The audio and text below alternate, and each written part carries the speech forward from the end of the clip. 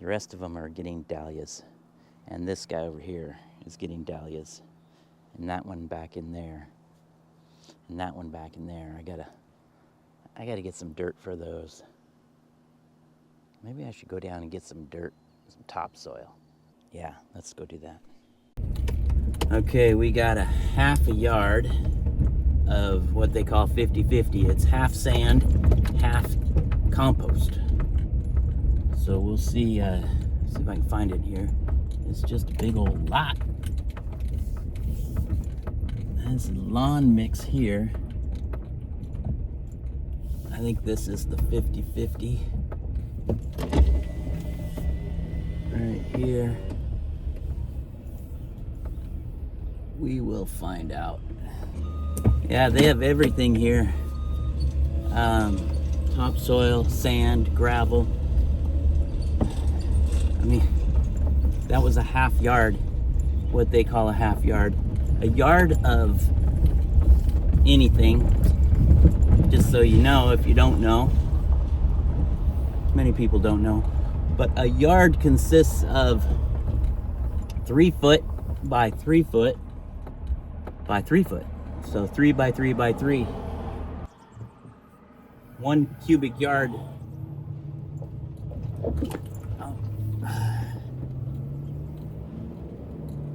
1 cubic yard is 27 cubic feet.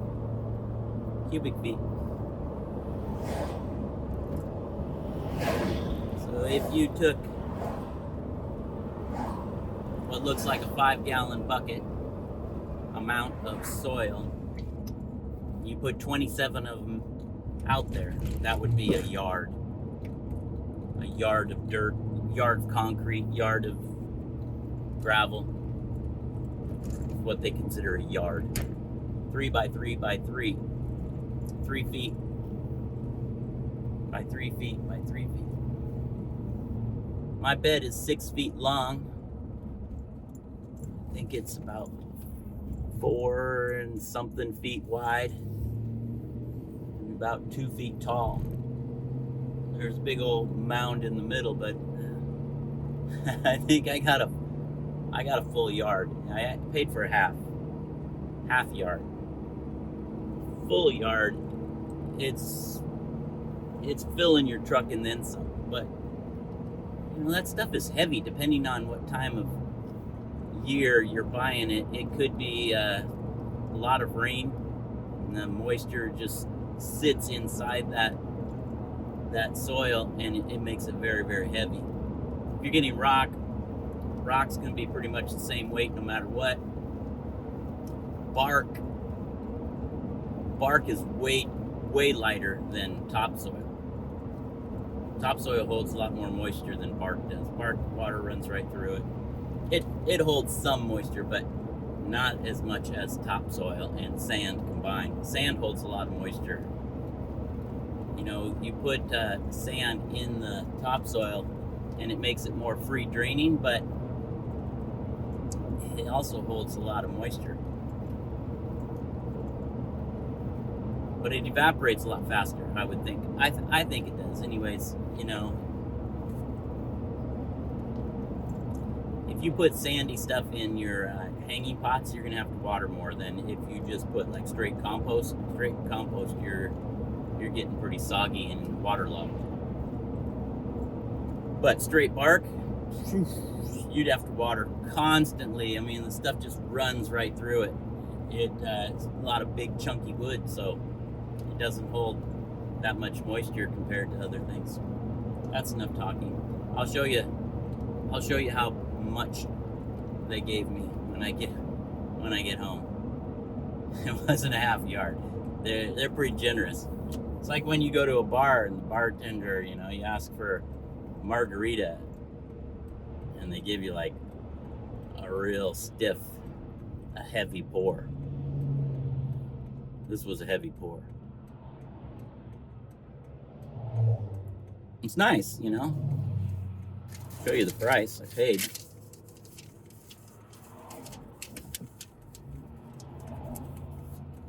Oh, there's a big old long lineup of cars. There you go, $33.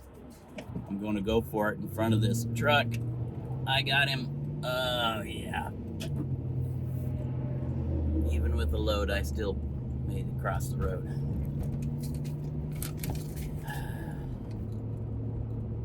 $33. You know, that's a full load. I went to Costco and I got one bag of compost, Miracle-Gro topsoil. There's a lot of bark in that. I had to screen it out.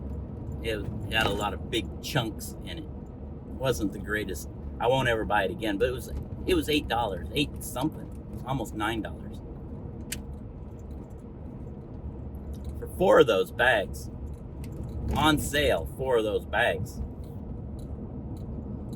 It's not a whole truckload. You're gonna have to buy like 100 of those bags to get that much in there. Maybe not 100, but buying in bulk is, I know some of you, most of you, probably a lot of you anyways, have a car, at most a Subaru hatchback. I mean, the SUV is huge in America, all over the world. I mean, look around, just walk down any street in Europe or America, and most of the cars are SUVs, basically a hatchback.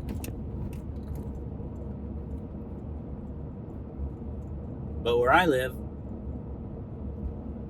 most households have a truck. You have husband and wife, maybe a couple kids. One of them's driving a truck. Or you got an old truck like this. I have farm truck. My wife calls it farm truck. Everybody's got a truck. So if you want to go get a bunch of bulk material, sand, gravel, dirt, bark, whatever, you just go down to the lot and pick it up, $35, and you're out the door. People in the city, I don't live in the city, people in the city probably go down and get a bag, and they got some pots on the back patio. That's great, that's fine. You know, people in the country are making their own compost. I don't make compost. What I do is I mow my lawn, and I take the grass clippings with the leaves and I put it on my garden, especially in the fall. Ooh, struggling to get up this hill. We are creeping 28 miles an hour coming up this big hill. But especially in the fall, with all the leaves on the ground coming from the trees, that's good carbon right there. You mix that in with the grass, you get compost over the winter time. It breaks down. I put that all over my beds. So I do make compost, I just do it on the bed.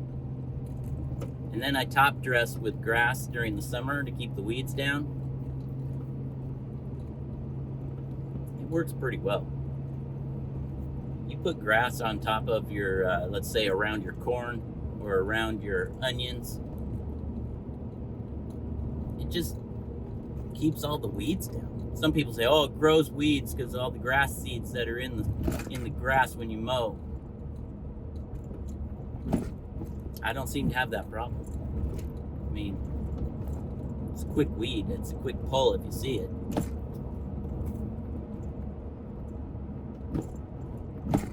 Yeah.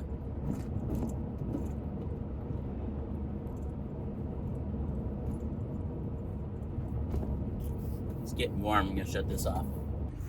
Look at the size of this pile. I mean, it's a big pile of soil. It feels. I think it's more than half a yard. There you go. Came out pretty nice. That was way more than half a yard, I'll tell you that. I gotta go down and find some pea poles for my mom. She wants to plant sweet peas this year. It looks pretty good.